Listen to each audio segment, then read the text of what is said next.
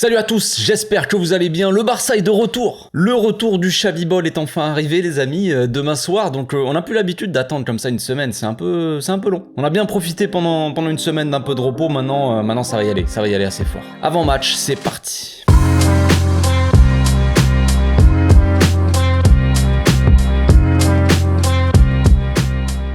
Au passage, n'hésitez pas à vous abonner, liker et commenter. C'est le meilleur moyen de me soutenir et ça fera plaisir à tonton.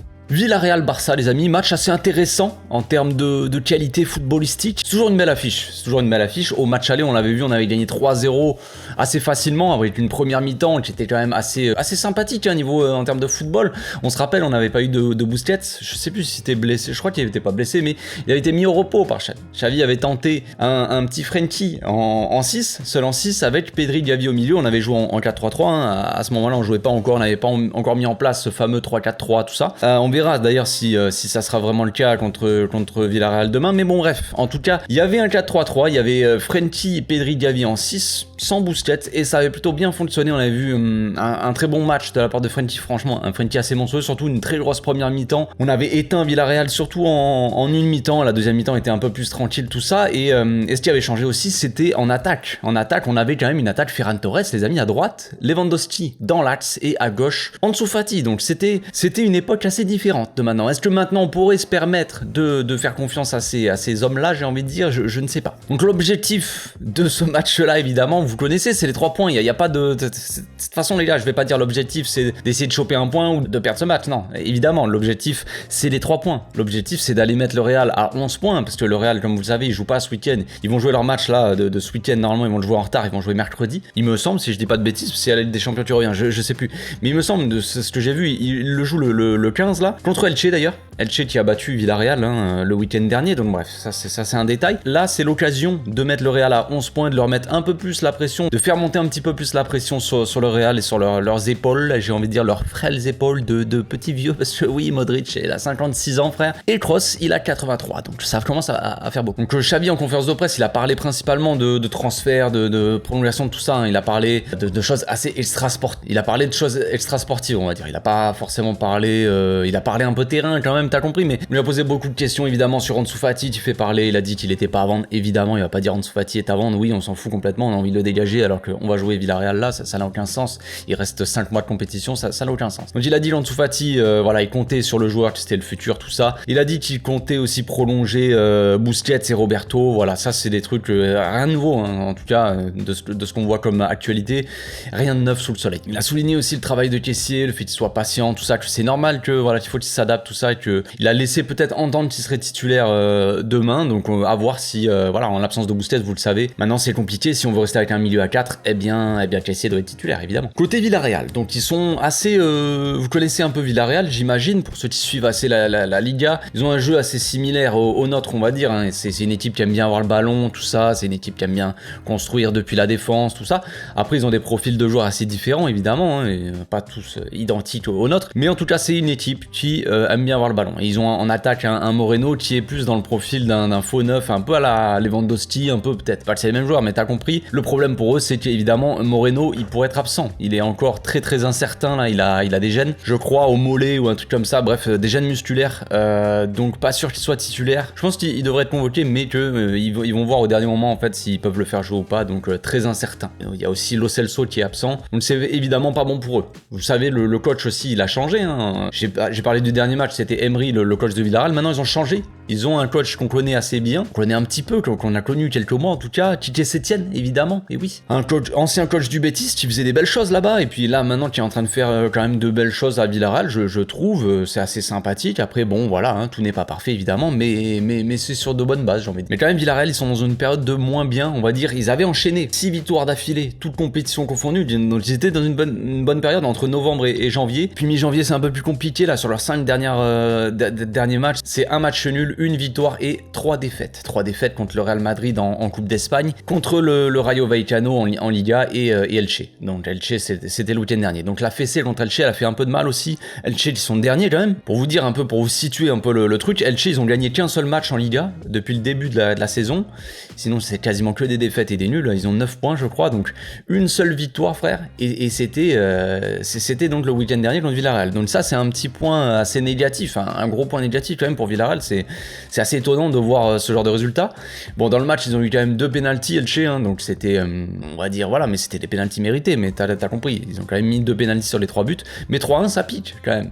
3-1, ça picote, hein. Ça pique les fesses. Donc c'est pas forcément la forme, la grande forme dans le sous-marin jaune, j'ai envie de dire, l'équipage est un peu, c'est un peu compliqué. Mais ils ont quand même des bons joueurs, hein. Évidemment, ils ont des bons attaquants qui peuvent être rapides sur des contre-attaques, hein. Il y a Chukwueze, il y a Jérémy Pino devant. Au milieu, évidemment, ils ont Parejo qui est le maître à jouer de cette équipe, qui est un peu le Busquets de Villarreal, on va dire. Au milieu, ils ont aussi Alex Baena qui est très très chaud, qui est un très bon joueur, franchement. Ils ont sur le banc aussi, ils ont des bons joueurs. Il y a Capu généralement qui devrait être titulaire.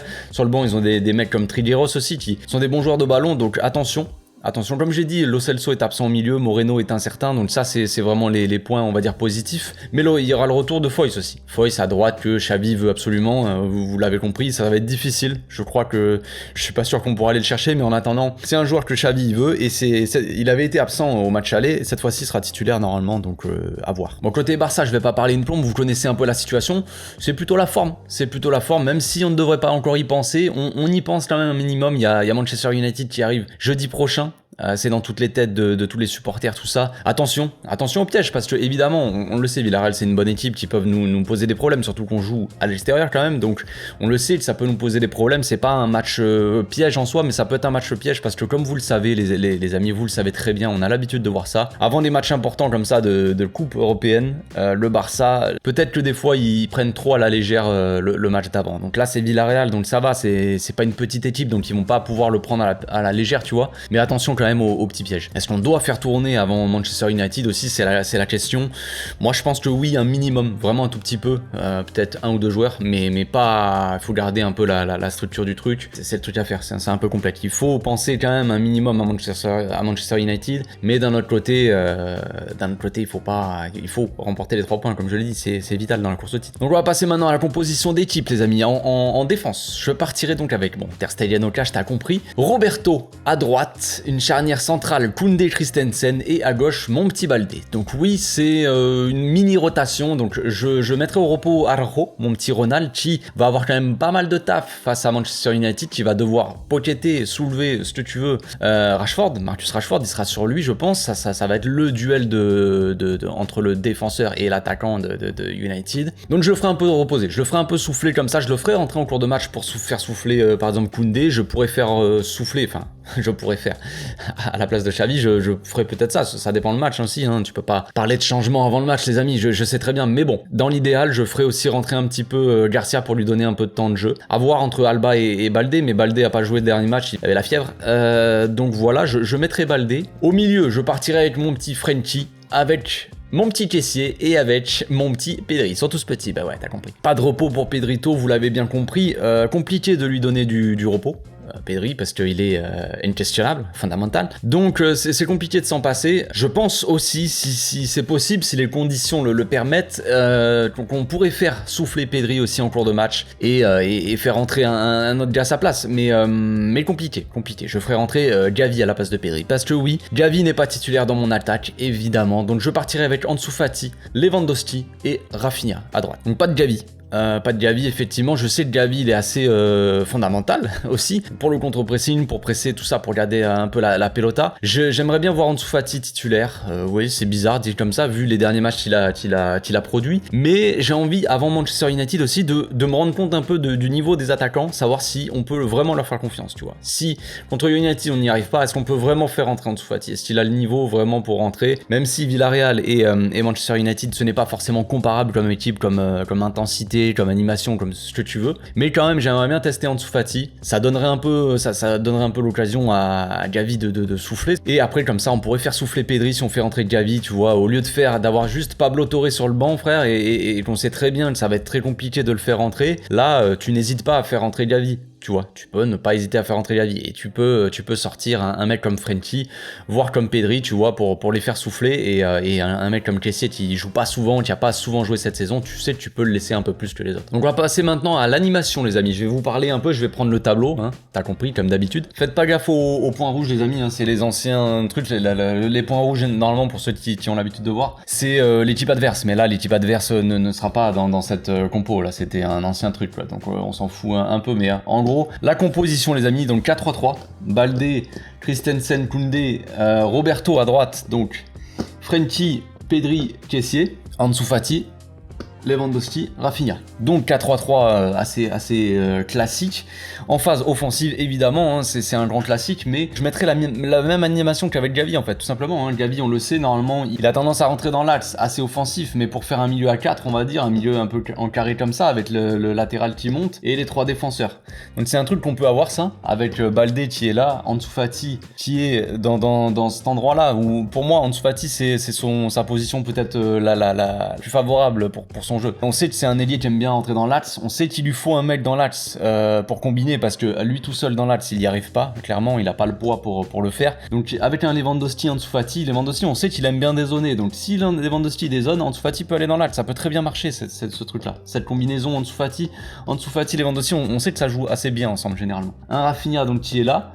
Donc ça, je vais reprendre un peu mon truc. Tac, tac, tac, tac. On a la possibilité d'attaquer comme ça, avec un Ansu Fati qui rentre dans l'axe et un Baldé qui monte, avec une défense à 3, possiblement. Avec à la limite un Pedri qui est là, je l'avais mis là, mais on peut mettre Pedri ici, et tout ça. Mais on sait que Rafinha, il a tendance à rentrer. Rafinha, on sait que dans le dernier match, on l'a vu, quand il essayait de coller la ligne dans la première mi-temps, ça ne fonctionnait pas. Clairement, ça ne fonctionnait pas. On sait qu'il aime bien rentrer à cet endroit-là. Donc il faut qu'il rentre là. Et faut qu'il y ait quelqu'un qui prenne la ligne. Donc soit on a un mec, un milieu de terrain qui prend l'aile, soit c'est Roberto. Soit on a Roberto qui prend l'aile. Donc on aura un Kessié, un Pedri, un Frenkie là comme ça. Et on peut avoir très bien une attaque comme ça. Donc ça ferait une attaque assez violente. Mais dites-vous que c'est ce qu'on a plus ou moins vu contre Villarreal au match aller les amis. On avait, je crois que c'était Jordi Alba qui était là. Et on avait Roberto prenait le couloir, Jordi Alba prenait le couloir gauche aussi.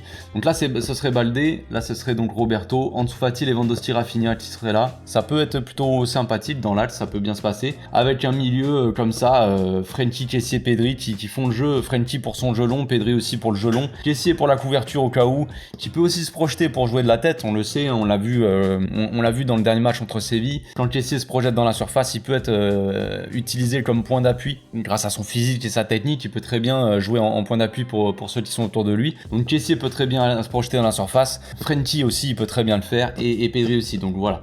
Mais Pedri et Frenkie seraient plus là pour faire le jeu long, tu vois, pour balancer des ballons au-dessus de la défense ou un truc comme ça. Et les deux en couverture sur l'attaquant qui restera. Je pense qu'il y aura un mec comme peut-être Chukwueze et Rémi Pinault qui resteront en attaque pour partir en compte. Mais même eux, ils vont passer leur temps à défendre, je pense. Donc à voir qui jouera en attaque en pointe pour Villarreal. Mais ça sera peut-être lui qui restera seul en pointe, donc on peut très bien rester à 2 sur le joueur qui reste, l'attaquant qui reste. Voilà pour la composition d'équipe, pour l'animation, tout ça, j'espère que j'ai été assez clair. Dites-moi dans les commentaires ce que vous pensez de la compo, ce que vous mettriez vous à ma place, à la place de Xavi, tout ça. Donc on se retrouve demain les amis, pour l'avant-match déjà en live, hein, je serai en live sur YouTube 1 heure avant le match, et puis après pour le débrief à chaud comme d'hab, vous connaissez. Donc d'ici là, passez une très bonne journée, portez-vous bien, ciao.